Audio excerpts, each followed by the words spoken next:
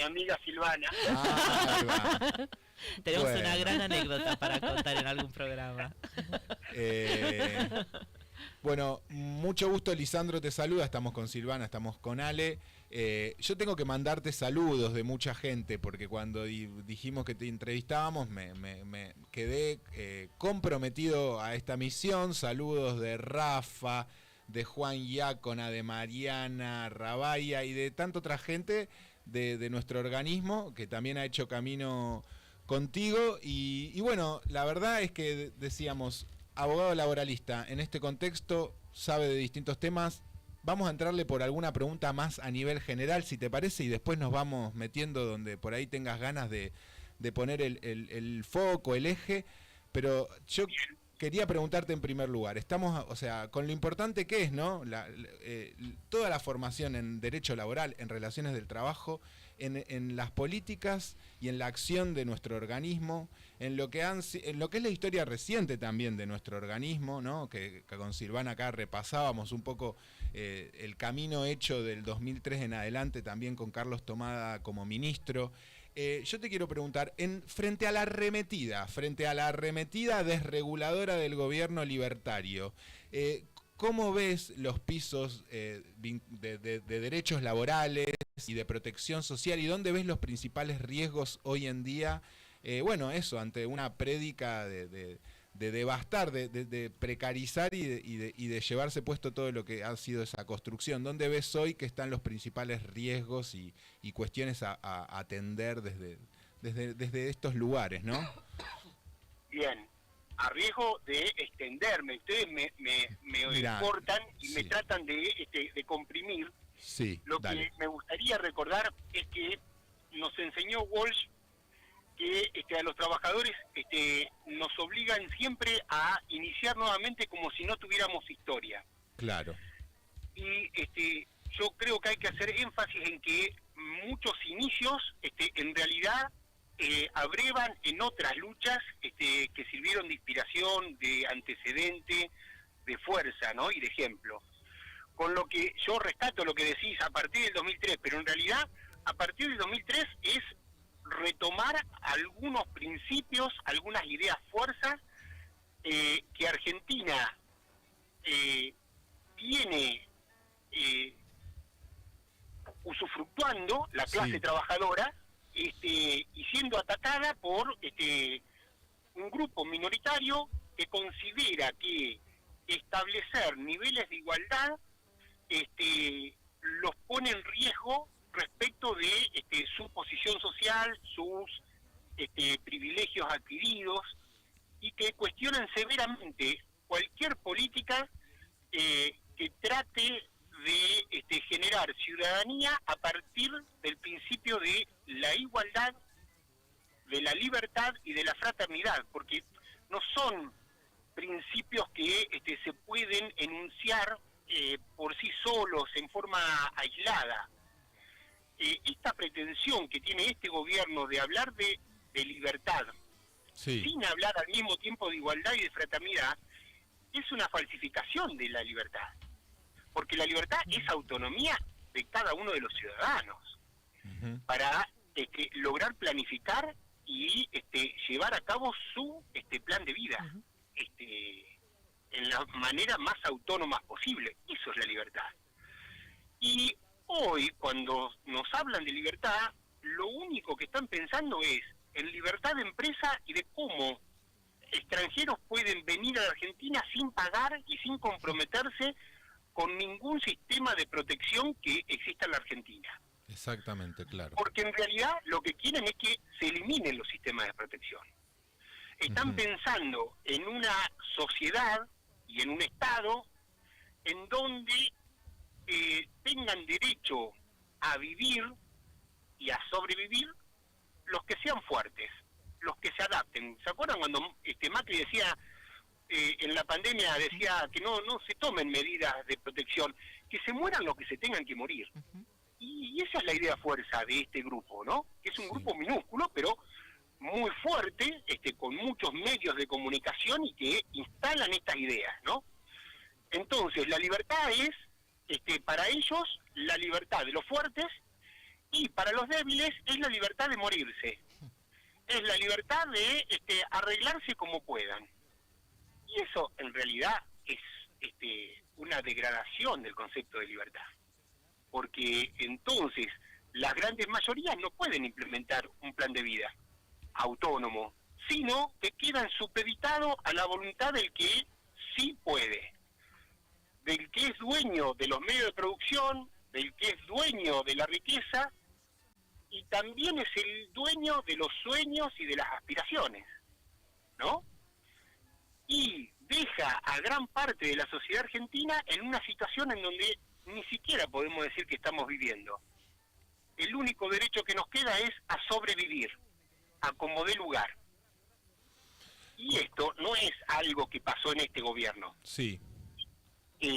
Esto pasaba en el 1900, Sí. cuando los trabajadores se dieron cuenta de que estaban siendo sobreexplotados por una clase patricia argentina acostumbrada a vivir del resto, y empezaron a organizarse para protegerse a través de ayuda mutua y a realizar las primeras acciones de lo que se conoció como la previsión social en la Argentina. Bien. Pero después, en la década del 30, después de lo que fue las presidencias de Irigoyen con todos sus claros oscuros, volvió en la década del 30 a ejercer esta clase minoritaria la posibilidad de desarmar cualquier organización que tienda a asegurar igualdad material entre los ciudadanos argentinos. Es por eso que surge el peronismo, por la presión enorme que ejercieron sobre las grandes mayorías que lograron invisibilizarla, que la sociedad, la que leía, la que iba a los teatros, la que tenía derecho a pasear por el mundo, creía que no existía. De un día para otro, en 1945 se dio cuenta de que sí existía y que reclamaba. Ahora, eso duró 10 años. En el 55 volvieron a reaccionar y volvieron a combatir dos cosas: la organización de los trabajadores, para que no haya reclamos, peticiones, posibilidades de organizarse para conseguir mayor participación en el ingreso nacional. Sí. Y segundo, atacar los sistemas de protección social. ¿Sí? Esto fue esto pasó en el 1900, pasó en 1930, pasó en 1955, pasó en 1966, pasó en 1976, pasó en la década del 90 con el gobierno de Menem, volvió a pasar con De la Rúa en el malogrado gobierno de la Alianza, pasa con Macri y ahora vuelve a pasar con este gobierno de Milei. Así que en toda esta introducción lo que quería decir, no hablemos solamente de Milei, recordemos que hay muchos antecedentes de esto que está haciendo Milei. Mira, no es algo novedoso, sí. No es algo original, es la reproducción de cosas que hicieron basadas en un fuerte sesgo ideológico, que el hecho de que tenga sesgo ideológico a mí no me preocupa. El asunto es que ese sesgo ideológico está basado en supuestas verdades que en realidad, si uno las analiza, son mentiras. Por ejemplo, ¿cuál sería una? A ver, las jubilaciones en Argentina es un gasto desmesurado que hay que ponerle límites. Uh-huh. Esto es una mentira, ¿sí? Que en los gobiernos, por lo menos que yo tengo memoria, ¿no? Lo decía Martínez de Oz, lo decía Cavallo, lo decía lo decía no me acuerdo ahora, el ministro de Economía de las dos pizzas de Macri, bueno, Caputo, no, el que viene, lo bueno, dice sí. Caputo, lo Sí. dice Caputo, lo dice Milei, Duhovne. el anterior a Duhovne, pero bueno, sí. que se paseaba con Massa, ahora no. Claro, pero sabés no me que sale. muy breve ahí te comento, me parece muy interesante esto que decís, ¿no? Un excesivo, la pregunta, ¿un excesivo gasto público en materia de jubilaciones cuando hablamos de la población adulta mayor en una situación de vulnerabilidad? pero ¿cómo profundizamos ese discurso? Por ejemplo, considerando las cuestiones vinculadas a la sustentabilidad, o cómo volvemos a conectarlas con la matriz de la importancia del trabajo registrado en un franco descenso que no es una serie que empezó a descender con el gobierno de Milei tampoco. Entonces digo, ¿cómo también profundizamos esas discusiones donde por el tema de los procesos inflacionarios y el déficit fiscal atacan la política social y de protección social, ¿no? Bien. Vos fíjate que hay algo que ahora lo ponen como cantinela, ¿no? Las moratorias que impuso el kirchnerismo, los cucas, aumentaron desmesuradamente el gasto público. Sí. Y vos lo tenés que agarrar y decir, disculpame, las moratorias fueron al mismo tiempo que en vez de 3,5 millones de trabajadores aportando y que los empleadores tuvieran que hacer la contribución patronal, en la Argentina pasamos a tener 7 millones, casi 8 millones de trabajadores del sector privado que empezaron a hacer aportes y contribuciones. 5 millones de trabajadores más. Entonces, no cuenten la mitad de la historia diciendo aumentó el gasto, porque aumentaron fuertemente los ingresos del sistema previsional argentino. Sí. Y no solamente eso, nos hicimos cargo de la degradación que había implicado que el sector financiero se involucrara dentro del sistema previsional para hacer negocios. Totalmente. Y para destruir la base de sustentación del sistema. Ahora, lo hacen, no, eso no es así, no fue así, los bancos no son malos.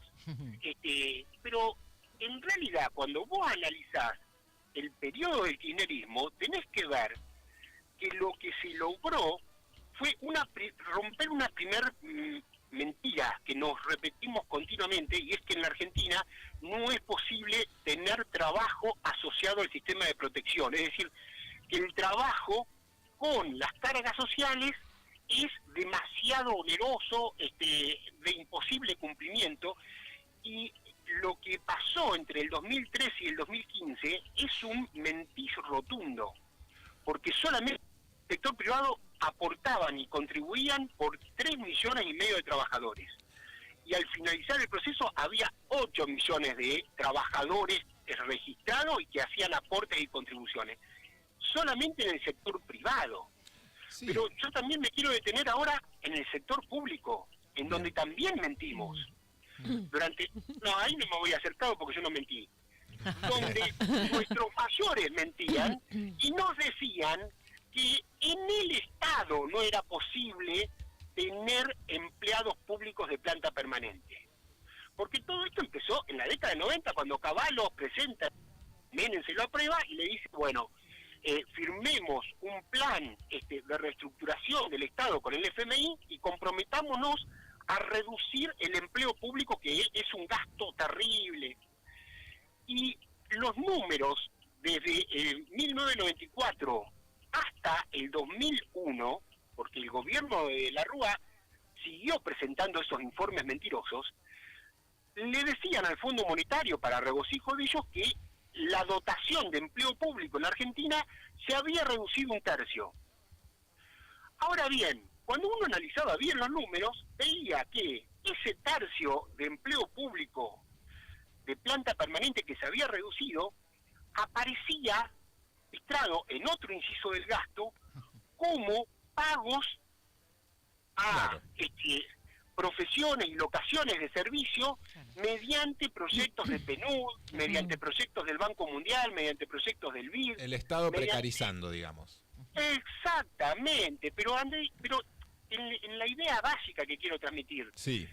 Mentimos cuando decimos en la década del 90 se redujo el empleo público, porque en realidad el empleo público material no se redujo nada. Lo único que hizo fue reducir aproximadamente 40.000 empleos registrados de planta permanente y poner 40.000 contratos de supuestos trabajadores autónomos que trabajaban en los mismos lugares, con las mismas tareas de los que antes se llamaban empleados de planta permanente, y hasta se le pagaba más.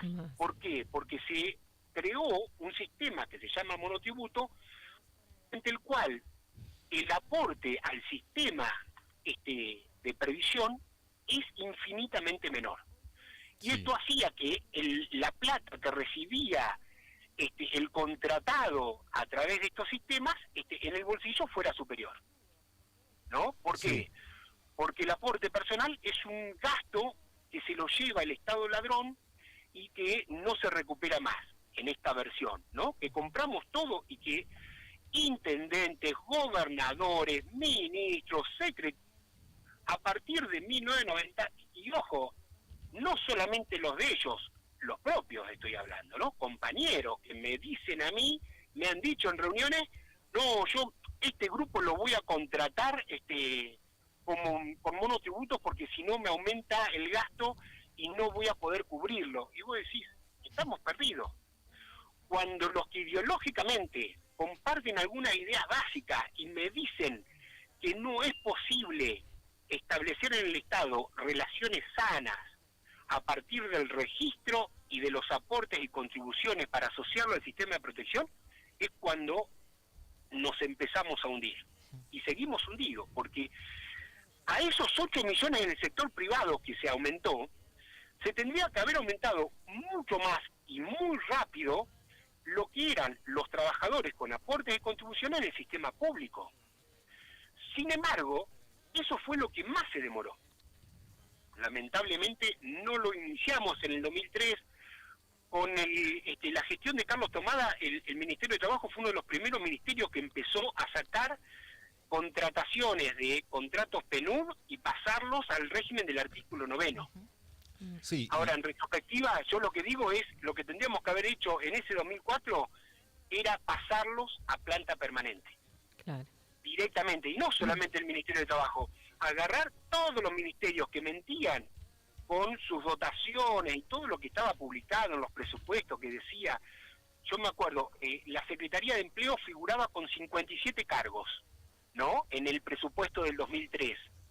Y cuando vos caminabas el edificio del ministerio te encontrabas con 1.000 personas que estaban en la Secretaría de Empleo gestionando el programa Jefe de Hogar, que era el programa más importante de transferencia Sí. de ayudas económicas a personas, ¿no? Sí, sí. Y entonces vos decís, pero ¿cómo puede ser si en el presupuesto, que es la ley que nos rige en la acción pública, dice 57? ¿Cómo es posible que haya 1.000? Y después cuando ibas a las áreas pertinentes y le decías, che, mirá, yo tengo que reflejar el trabajo de estos 1.000 en la estructura, y me decían, no, pero no se puede crecer de un año para otro de 57 a 1.000. Claro. Hagan Carlos, algo más progresivo. nos ¿no? pediste Sí. que te compactemos cuando fuera necesario, solo cuando es necesario, porque estamos terminando el programa, nos pasamos unos minutitos porque Tenemos ameritaba esta entrevista. A mí me surge Bien. una última cuestión, digo, lo que entiendo Por ahora. sí, por ahora el espacio está abierto, este es un programa de la agrupación Violeta Verde y Blanca de ATE Trabajo, estamos en la radio Germán Abdala de ATE Capital, hay un movimiento organizado, activo, pensando, debatiendo, generando acciones e iniciativas en nuestro organismo como en tantos otros, así que la invitación a seguir encontrándonos, pero me surge una pregunta, digo, frente a este estado de crisis, solamente decir que lo que hicimos en realidad no estaba mal, pareciera no alcanzar, que volvamos a revisitar la historia reciente, la Te perdí. estatalidad. ¿Escuchás ahí, Carlos? Ahí sí, ahí No, sí, bueno, ahí entonces escucho. la pregunta de cómo construir futuro desde Sí. posiciones que tampoco se queden repitiendo que lo que hicimos no estaba mal y que también puedan reparar en cosas que quizás puedan ser mejores hacia adelante o que recojan también transformaciones de épocas que son ineludibles, ¿no? Entonces la pregunta en relación a eso como para ir cerrando. Bien, yo creo que lo primero que me imagino es que nunca más voy a aceptar en ninguna mesa de trabajo que alguien me venga y me mienta en cuestiones básicas. Bien. Que me vengan y me digan, adhiero. esto no es posible. Yo me Bien. recuerdo una anécdota donde en una reunión, no voy a decir quiénes estaban, pero le dicen a Néstor Kirchner, pero recordá, Néstor, que el arte de lo posible. Y Sí. Néstor se da vuelta indignado y le dice, sí, tenés razón, le dice, es lo que hoy es imposible, mañana es posible. Eso es hacer política. Claro. Así que para hacer posible lo que nos parece imposible, primero no mentirnos y no aceptar las mentiras. El trabajo es fundamental que esté asociado al sistema de protección. Y para eso Bien. tienen que estar los aportes y las contribuciones. ¿Sí? Y hacer los aportes y las contribuciones no es darle la plata al Estado ladrón. Eso significa la posibilidad de financiar el pago de las jubilaciones. Es decir, cuando nos compadecemos de la situación de los viejitos, que no le aumentan la jubilación, nosotros inmediatamente lo tenemos que asociar con nuestro compromiso como trabajadores activos de sumar nuestro granito de arena, que se llama aporte personal, y el aporte que tiene que hacer el empleador, que se llaman contribuciones patronales. Esa es la forma de mejorar las jubilaciones. Y esa es la forma en que se mejoró efectivamente las jubilaciones entre el 2003 y el 2015, ¿no? No fue algo mágico ni instantáneo. A medida que se fue financiando el sistema, fue posible tomar decisiones que mejoraron las situaciones de los jubilados.